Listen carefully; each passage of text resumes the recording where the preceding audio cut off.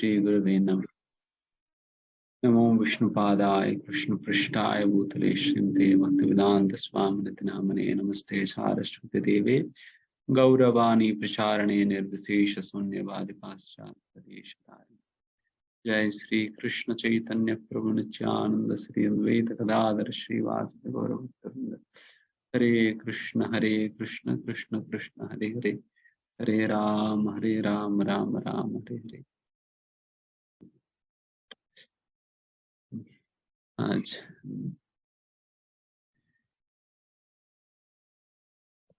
गौरांग, आज बहुत ही विशेष पर्व दिन है। आज श्रील भक्ति सिद्धांत सरस्वती महाराज का तिरोभाव दिवस है। आज का ये दिन श्रील भक्ति सिद्धांत सरस्वती महाराज असल 1931 शायद, उस साल दिसंबर 31 को श्रील भक्ति सिद्धांत सरस्वती महाराज ने अपने प्रकट लीलाएं समाप्त करे हैं।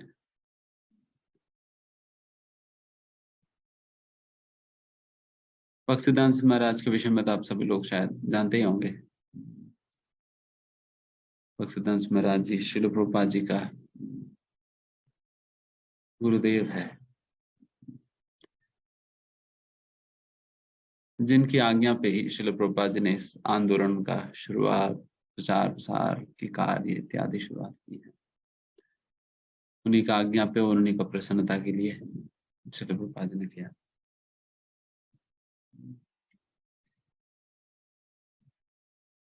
तो आज के दिन वही भक्ति सिद्धांत महाराज का ही स्मरण करते हैं।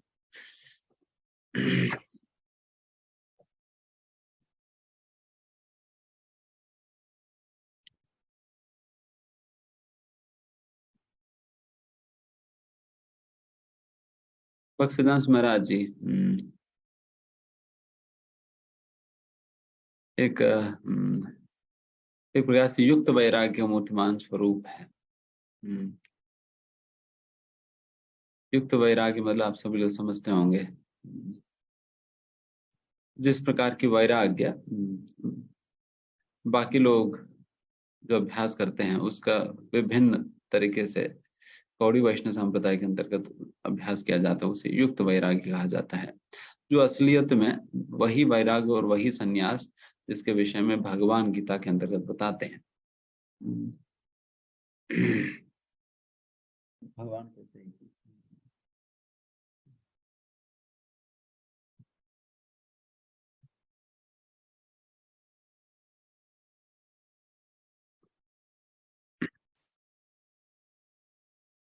काम्यानाम कर्मणाम न्यासम संन्यासम। काम से प्रेरित कार्यों को छोड़ना ही संन्यास है करके। काम से प्रेरित कार्यों को छोड़ना ही संन्यास है। एंड वही सिद्धांत हम गौड़ी वैष्णव संप्रदाय में अपनाते हैं। उसे युक्त वैराग्य के रूप में जाना जाता है। युक्त वैराग्य के अंतर्गत बाकी वैराग्य में युक्त वैराग्य में ही फर्क है। अनेक प्रकार के वैराग्य होता है। फल्गु वैराग्य, सुनसान वैराग्य और युक्त वैराग्य, मर्कट वैराग्य, ये सारे विभिन्न नाम हैं। मर्कट वैराग्य मतलब बंदर की तरह वैराग्य होना। बंदर की तरह वैराग्य मतलब वो व्यक्ति है जो कि बंदर क्या करती है, उनका भी विचार, वो भी कहाँ रहती है, तो पेड़ों के नीचे रहती है।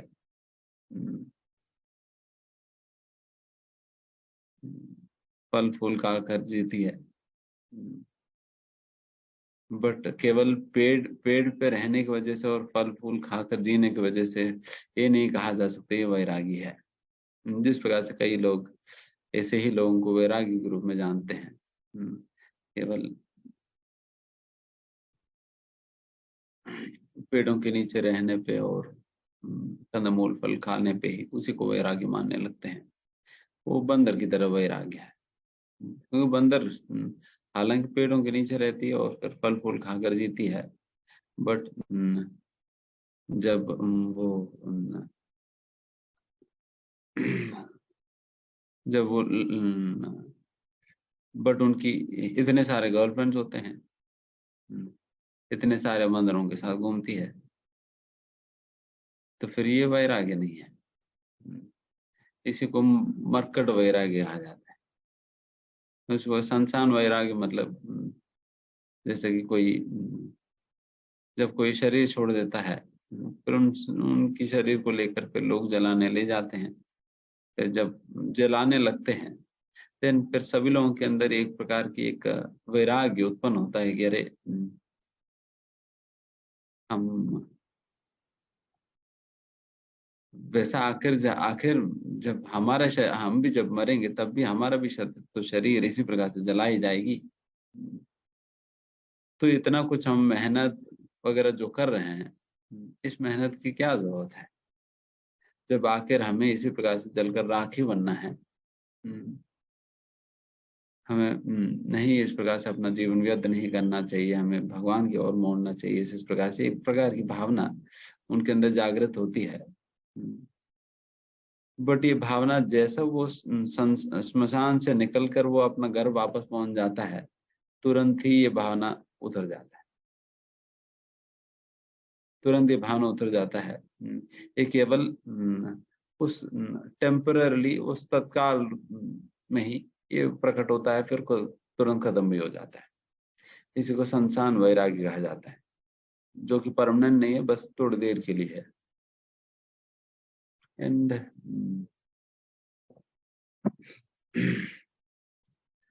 फल्गु वैराग्य, फल्गु वैराग्य मतलब वो वैराग्य है जो कि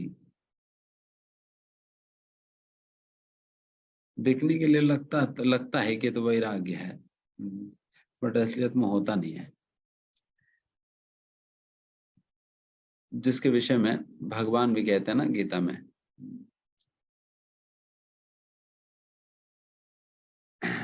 या आस्ते मनसा स्मरान। जो व्यक्ति बाहरिक रूप से इंद्रिय वस्तुओं को छोड़ तो दिया है, बट अपना मन के अंदर ही अंदर वो इंद्रिय वस्तुओं के विषय में चिंतन कर रहे हैं, इंद्रिय वस्तुओं का चिंतन जो कर रहे हैं, तो उसे फल्गु वैराग्य कहा जाता है।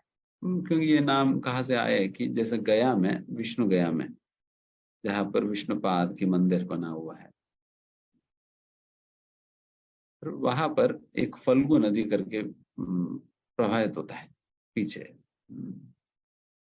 तो फल्गु नदी ऐसा नदी है कि अब वो नदी पानी बहते हुए पानी दिखाई नहीं देगी, सारा बस मिट्टी पहुंचने मिट्टी, वाली है तो सब सारा मिट्टी मिट्टी दिखाई देगी, मिट्टी मिट्टी दिखाई देता है। बट उस मिट्टी के थोड़ा सा मिट्टी हटाएंगे ना, वो मिट्टी के नीचे नदी प्रभावित होते होते हुए दिखाई देगा। तो जब आप ऊपर से देखेंगे तो मिट्टी दिखाई देगा, बट मिट्टी के अंदर ही वो नदी है। आज भी देखेंगे तो आपको लगेगा मिट्टी ही है, बट असलियत में केवल मिट्टी नहीं, मिट्टी के नीचे नदी छुपा हुआ है। उसी प्रकार से हालांकि बाहर दिखने के लिए लगता है कि बहुत बड़ा वैरागी है, बट मन अंदर ही अंदर वो व्यक्ति इंद्रिय वस्तुओं के विषय में बारंबार चिंतन कर रहा है, और भोग की इच्छाएं और योजनाएं बना रहे हैं, देन वो व्यक्ति फल्गु वैराग्य है। तो इस प्रकार से ये सारा विभिन्न प्रकार के वैराग्य है। और युक्त वैराग्य मतलब निर्बंध कृष्ण संबंधे युक्तम वैराग्य मुच्यते। उसमें कहते हैं कि युक्तम वैराग्य मुच्यते, युक्त वैराग्य मतलब वो है जिसमें व्यक्ति वस्तुओं को केवल टुकराएगा या त्यागेगा नहीं, बल्कि वस्तुओं को जिनकी प्रयोग भगवान की सेवा में किया जा सकता है, उन वस्तुओं को यथा उचित प्रकार से भगवान की सेवा में जब प्रयोग किया जाता है, उसे युक्त वैराग्य कहा जाता है। उचित ढंग से भगवान की सेवा में प्रयोग करना। जैसे कई बार मायावती सन्यासी लोग, उनको जब पैसा दिया जाता है वो लोग मना कर देते हैं, हम पैसा स्पर्श नहीं करेंगे, हम धन स्पर्श नहीं करेंगे। और प्रभुपाद जी क्या करते थे कि मुझे तो सारा दुनिया का धन दे दो, मैं सारा का दुनिया का ही धन दे दो, मैं भगवान की सेवा में लगा दूंगा। पुस्तक छापने में, पुस्तक वितरण करने में, मंदिर बनाने में, भगवान की सेवा सुंदर ढंग से करवाने में सारा पैसा हम लगा देंगे। तो पैसा लेकर वो अपनी इंद्रियों को तृप्त करने के लिए उपयोग नहीं कर रहे हैं, बल्कि भगवान की सेवा में उपयोग कर रहे हैं। इसको युक्त वैराग्य कहा जाता है। जब मायावादी सन्यास दिखा रहे तो दूसरे प्रकार का वैराग्य, वो केवल चीजों को नकारने में ही लगे हैं, क्योंकि इसका कोई भगवान के संबंध नहीं है करके नकार रहे हैं। बट आप सोचो कि कौन सा ऐसा चीज है इस दुनिया के अंतर्गत जिसकी संबंध भगवान के साथ नहीं होगा। सब कुछ तो भगवान से ही तो आया हुआ है। तो इसलिए उस प्रकार से देखा जाए सारा कुछ भगवान का ही शक्ति है। इसलिए हर चीज हम भगवान की सेवा में उचित प्रकार से उपयोग किया जा सकता है, उचित प्रकार से उसकी प्रयोग किया जा सकता है। तो उस प्रकार से श्रील भक्ति सिद्धांत महाराज जी हर चीज को भगवान की सेवा में उपयोग करने की कला सिखाए थे। इसलिए एक रेवोल्यूशनरी प्रचारक रहे, कोई सोच ही नहीं सकता है। क्योंकि भक्तिसिद्धांत महाराज हालांकि सन्यासी थे, जब शुरुआत के दिनों में लगभग 1900 अर्ली 1900 में भक्तिसिद्धांत महाराज के पास खुद का गाड़ी था। जिस समय पूरा का पूरा भारत में केवल 8-10 गाड़ियां थी, उन गाड़ियों में से एक गाड़ी भक्तिसिद्धांत महाराज के पास था। एंड कई बार भक्तिसिद्धांत महाराज राधा कुंड पे गाड़ी में आया करते थे, एंड सभी लोग चकित होकर देखते थे, अरे ये क्या कर। एंड प्रिंटिंग प्रेस को तो भक्तिसिद्धांत महाराज जी कहते थे ये तो बृहद मृदंगा है, कहते थे बृहद मृदंगा। मृदंग तो आप सभी लोग जानते हैं, कीर्तन में जब हम उपयोग करते हैं उसकी आवाज काफी दूर दूर तक जाता है, बट बहुत ज्यादा दूर तक तो नहीं जा सकेगी। अगर इस गली में बजाऊं तो फिर अगला गली में तो सुनाई नहीं देगा ना। बट बृहद मृदंग मतलब बड़ा मृदंग है, जिसकी आवाज इतना ऊंचा, इतना तेज है कि आप इस देश में बजाएंगे तो दूसरा देश में भी सुनाई दे सकता है। एंड प्रिंटिंग प्रेस को बृहद मृदंगा कहा करते थे, क्योंकि जो पुस्तकें उस प्रिंटिंग प्रेस में छपते हैं और वो कीर्तन, क्योंकि वो भी कीर्तन ही है, क्योंकि भगवान के गुणगान जिस माध्यम से भी किया जा सकता है वो कीर्तन ही कहा जाएगा। कीर्तन मतलब कीर्ति गाना, एंड वो भी एक कीर्तन है। एंड जो प्रिंटिंग प्रेस की जो कीर्तन है वो तो कहीं पर भी, यहाँ बजाऊंगा तो फिर साउथ इंडिया में सुनाई देगा, बांग्लादेश में सुनाई देगा, अमेरिका में सुनाई देगा। जहां जहां तक उनकी पुस्तकें उनके द्वारा छपाई पुस्तकें पहुंच जाती है, वो सारा जगह सुना ही दे रहे हैं ना। तो इसलिए बृहद मृदंगा कहा करते थे। एंड प्रिंटिंग प्रेस इत्यादि चीजों, प्रिंटिंग प्रेस मतलब भक्तिसिद्धांत के पास तो अपना खुद का प्रिंटिंग प्रेस उन्होंने स्थापित किया, वैसे एक नहीं अनेक प्रिंटिंग प्रेस स्थापित किया। एंड ऐसा रेवोल्यूशनरी प्रचार विचार थे कि भक्तिसिद्धांत ने बिल्कुल ऑल्टर के सामने प्रिंटिंग प्रेस को लगा देते थे। भगवान की नजर पड़नी चाहिए, भगवान की दृष्टि पड़ना चाहिए, भगवान के आंखों के सामने उनके प्रचार के कार्य कैसे हो रहे, भगवान को दिखना है करके, और भगवान का आशीर्वाद मिलेगा करके भक्तिसिद्धांत महाराज बिल्कुल ऑल्टर के सामने रख देते थे। एंड वहां पर पुस्तकें छपती थी भगवान के सामने, एंड फिर उन पुस्तकों को फिर आगे बंटवाते थे। एक बार ऐसे ही एक व्यक्ति ने बख्शीनाथ महाराज को पूछा कि अ, अरे इतना क्या प्रिंटिंग विंटिंग प्रेस की क्या जरूरत है, और आप मैगजीन निकाल रहे हो, और वो भी डेली मैगजीन निकालने के लिए कह रहे हो, इतना क्या बात है डेली मैगजीन छपाने की।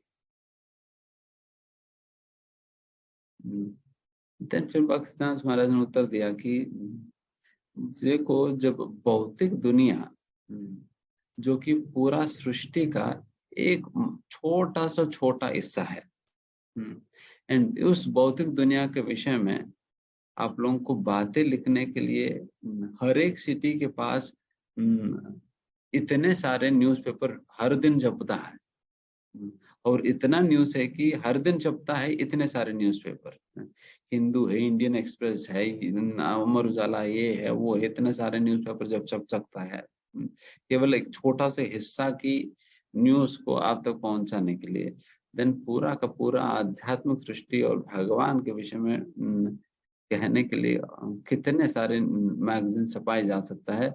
मैं तो पैसा की कमी के कारण मैं तो दिन में एक ही मैगजीन छपा रहा हूँ, बट हालांकि हर सेकंड एक एक मैगजीन छपाया जा सकता है।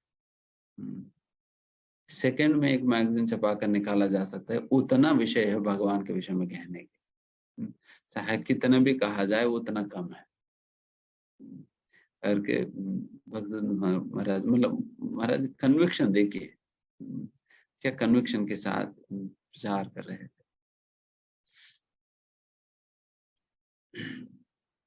एंड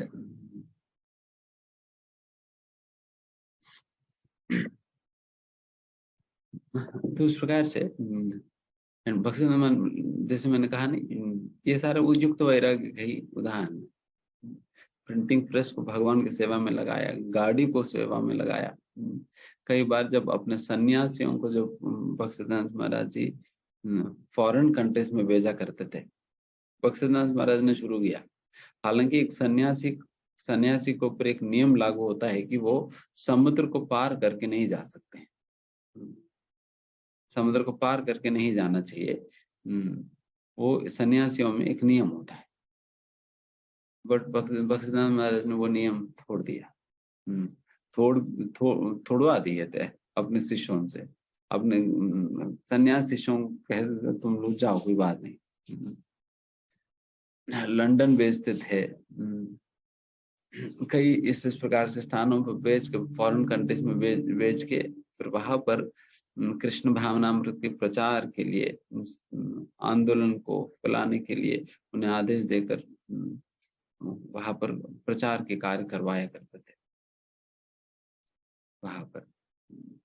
एंड एंड अपने सन्यासियों को कई बार अगर जरूरत पड़ने पे सन्यासी से कोट पैंट पहना देते थे, कोई बात नहीं तुम लोग कोट पहन कर भी क्यों ना हो प्रचार करो, क्योंकि वो महत्वपूर्ण है, वो महत्वपूर्ण है। ये ड्रेस वेस तो उसका क्या प्रामुख्यता है, क्योंकि जब भगवान के कार्य को आगे बढ़ाने के लिए जो कुछ भी करना पड़े वो करने के लिए तैयार हो जाए। बिल्कुल समर्पित है भक्तिदास महाराज जी। उनका मन में बस यही विषय था कि कैसे भी करके हमें इस संदेश के प्रचार हमें आगे बढ़ाना है, कैसे भी करके, चाहे उसके लिए कुछ भी करना पड़े तो वो तैयार है।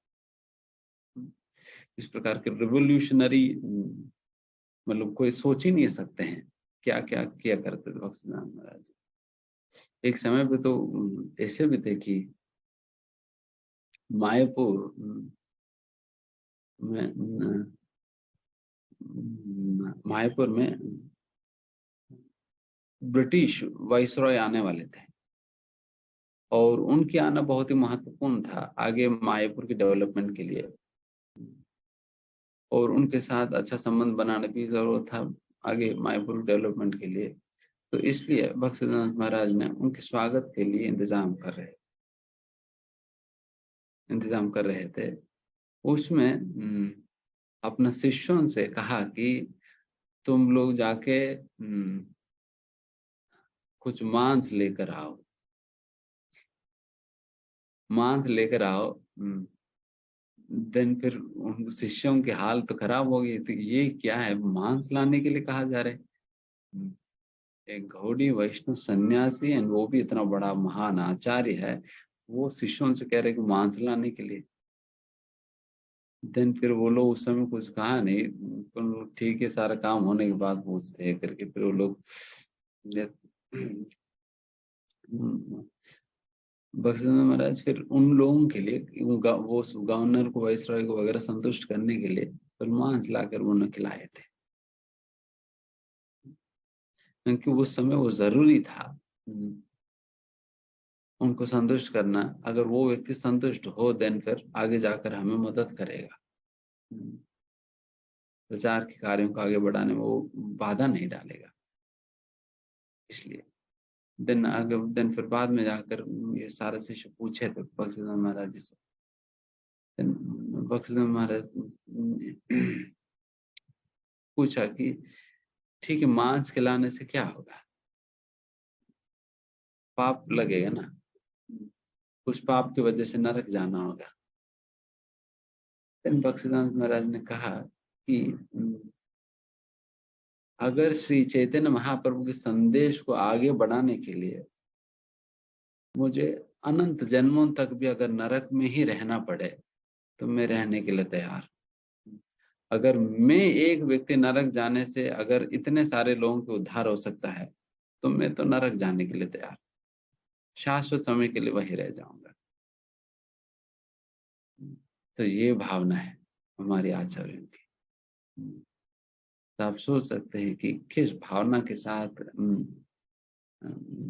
हमारे आचार्य रहा करते थे, कैसे कैसे प्रचार करते थे।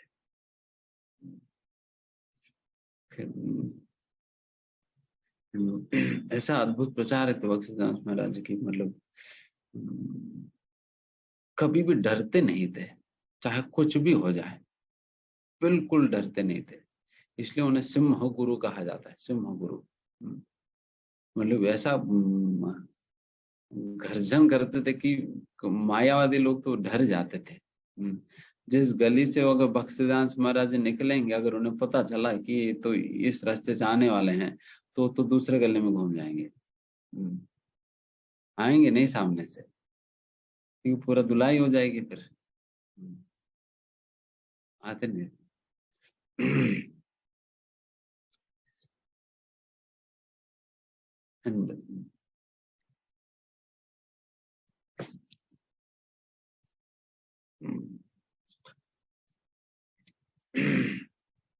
मतलब ऐसा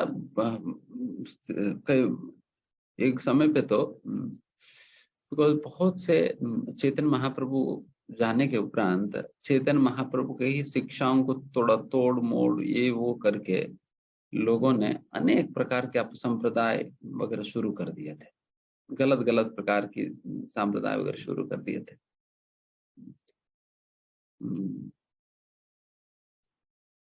मतलब इस हद तक तोड़ मोड़ कर दिया कि बहुत इलिसिट एक्टिविटीज किया करते थे लोग भक्ति के नाम पे। भक्ति के नाम पे व्यभिचार ये वो सब कुछ होता था, वो चैतन्य महाप्रभु के नाम पे। आप देखो, तो उस हद तक लोगों ने बहुत बहुत गंदा गंदगी फैलाए थे।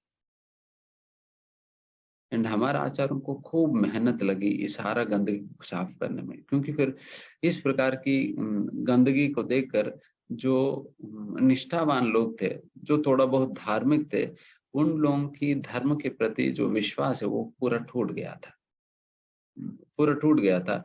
वो सभी एंटी बन गए थे। चैतन्य महाप्रभु, चैतन्य महाप्रभु शिक्षाओं की इत्यादि पूरा एंटी बन गए थे। तो उस माहौल में भक्तिविनोद ठाकुर बक्सीदास महाराज को प्रचार करना पड़ा, प्रचार करना पड़ा। एक तरफ तो ये लोग थे जो चैतन्य महाप्रभु के जो एंटी बन चुके हैं, उन लोगों के साथ डील करो, और दूसरी ओर से जो लोग चैतन्य महाप्रभु शिक्षाओं को गलत प्रकार से इंटरप्रेट करके जो गलत चीजें जो फैला रहे हैं, उन लोगों के साथ भी डील करो। बीच में फंसे हुए हैं। तो इसलिए बहुत बहुत खतरनाक परिस्थितियां थी उस समय। अभी तो सब कुछ सुलझा हुआ है, अभी तो उस समय तो बहुत खतरनाक परिस्थितियां थी, इतना खतरनाक थी कि कई बार बख्शीदास महाराज को वगैरह तो मारने का ही धमकी मिला हुआ था, एंड कई लोग मारने का भी प्रयास किए थे। एक समय पे तो जब मायापुर में जब बख्शीदास महाराज प्रवचन दे रहे थे, कुछ इसी प्रकार के कुछ अपसंप्रदाय के लोगों ने पुलिसों को जाकर पैसा दिया और उन लोगों को कहा कि तुम लोग आंखें बंद करके रहो, हम आज इनको मारेंगे। उनको रिश्वत दिया और उनको मारने आ रहे थे। एंड उस समय बख्शीदास महाराज प्रवचन दे रहे थे। एंड पुलिसों ने सोचा कि ठीक है, हर जगह तो हम रिश्वत तो लेते ही है, बट एक साधु को मारने के लिए क्या रिश्वत लेना है करके फिर उन लोगों की मन में ये भावना आई। देन फिर तुरंत वो लोग जाकर बख्शीदास महाराज को इन्फॉर्म कर दिया, देखो इस प्रकार से ये लोग तुम्हें मारने आ रहे हैं, आप यहाँ से चले जाइए करके फिर उनको भरने दिए। देन बख्शीदास महाराज ने कहा कि मैं तो हिलूंगा नहीं, जिनको आना है आने दो, जिन्हें मारना है मारने दो, मैं तो हिलूंगा नहीं। बट बख्शीदास महाराज के शिष्यों ने बहुत प्रयास किया बख्शीदास महाराज को समझाने की, महाराज सुन नहीं रहे थे। तो फाइनली बख्शीदास महाराज को जबरदस्ती वहां से लेकर जाना पड़ा, जबरदस्ती लेकर जाना पड़ा, नहीं तो वो लोग आया जाएंगे मारने। तो उस प्रकार से एंड कभी कभी तो मायापुर में जब परिक्रमा करने हजारों लोगों को एक समय पर जब बख्शीदास महाराज जी ले गए थे, शायद ब्रज में या मथुरा में, वहां पर याद नहीं, एक समय पे तो इस प्रकार के अपसंप्रदाय के लोग मिलके बख्शीदास महाराज के ऊपर पत्थर फेंके थे। सारे जितने भी लोग आए सभी लोगों के ऊपर पत्थर फेंक रहे थे, बट परिक्रमा रोका ही नहीं, परिक्रमा रोका ही नहीं, आगे बढ़ गए थे। मतलब कितना श्रद्धा है बख्शीदास महाराज का भगवान के ऊपर और भगवान के संदेश के प्रति, चैतन्य महाप्रभु के प्रति क्या डेडिकेशन है, क्या डेडिकेशन है। इसलिए ही बख्शीदास महाराज ने ये सारा प्रचार कार्य वगैरह शुरुआत की है। ये जो गौड़ी मठ की स्थापना, 64 गौड़ी मठों की स्थापना श्री बख्शीदास महाराज ने किया। कुछ मठ जो है फॉरेन कंट्रीज में भी स्थापना किए हुए थे और फिर अपना अनेक शिष्यों को विदेशों में भेजे थे। एंड श्रील प्रभुपाद जी को भी आज के दिन जो आदेश प्राप्त हुई है या जो आदेश प्राप्त हुई है बख्शीदास महाराज जी से ही विदेश जाकर प्रचार करने की। तो वैसा श्रील भक्ति सिद्धांत महाराज जी का आज तिरुभाव दिवस है। आज के दिन हमें बख्शीदास महाराज की चरणों पे हमें प्रार्थना करनी चाहिए ताकि हमारे अंदर भी उस प्रकार की दृढ़ श्रद्धाएं और उस श्रद्धा के साथ जिस प्रकार से बख्शीदास महाराज ने इस आंदोलन को आगे बढ़ाया, तो उसी विश्वास, श्रद्धा और बोल्डनेस के साथ चैतन्य महाप्रभु संदेश को कॉम्प्रोमाइज किए बिना हम इसके प्रचार प्रसार हम अविरल रूप से पूर्ण डेडिकेशन के साथ हम कर सके और सबसे पहला उसके अभ्यास हम अपना स्वयं के जीवन में कर सके। बख्शीदास महाराज ने भी ऐसा नहीं कि शुरुआत से ही प्रचार किए थे। बख्शीदास महाराज ने बख्शीदास महाराज जो है एक समय पर तो एक ऐसा व्रत लिए हुए कि 100 करोड़ भगवान के नाम लेने का संकल्प लिए थे। एंड वो संकल्प को पूरा करने के लिए बख्शीदास महाराज जी प्रतिदिन 3 लाख नाम जप किया करते। 3 लाख। हम लोग तो 16 माला कर रहे हैं, उसी में थक जा रहे हैं। बख्शीधर महाराज 192 माला रोज करते थे, 192 माला रोज। एंड उस प्रकार से लगभग 12 साल उन्होंने करा। 12 साल, एक दिन नहीं, 2 दिन नहीं, 12 साल लगातार 192 माला प्रतिदिन करे थे। एंड उस प्रकार से 100 करोड़ भगवान के नाम लिए हुए थे। मतलब इतना डेडिकेशन के साथ किए थे कि जब बहुत बड़ा तूफान इत्यादि आंधी तूफान भी आया करता था, और उनकी सारा कुटीर, मतलब जो भी कुटीर वगैरह जो बनाए थे वो सारा बह जाता था, बट फिर भी छाता लेकर बैठ जाते थे जब करने, बारिश में छाता लेकर बैठ के और माला कर रहे। सोचिए क्या समर्पण है, क्या समर्पण। क्या खाते थे?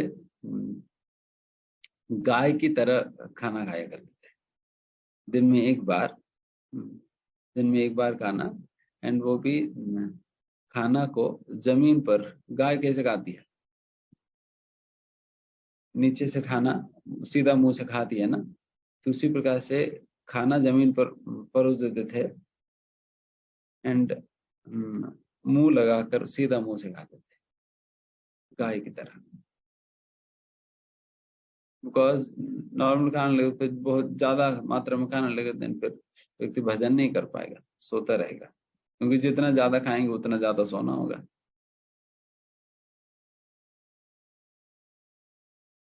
तो उस प्रकार से उतना नियम से खाकर और उतना भजन किए थे बख्शीधर महाराज। फिर उसके बाद उन्होंने ऐसा प्रचार किया कि न भूतो न भविष्यति, और ऐसा बहुत बड़े बड़े विद्वान लोगों को जोड़ा करते थे, बड़े बड़े पढ़े लिखे लोगों को। उस समय पे बड़े बड़े पढ़े लिखे लोगों को जो है वो समझाकर, वो भक्ति में लाकर वैसा लोगों को संन्यास देते थे, वैसे बड़े बड़े लोगों को प्रचार करते थे। ऐसा अद्भुत प्रचारक थे श्री भक्ति सिद्धांत सरस्वती महाराज। उनकी अनुयायी होना हम सभी लोगों का परम सौभाग्य है, और आज का दिन उनकी स्मरण करते हुए हम अपना सौभाग्य का भी हमें स्मरण करनी चाहिए।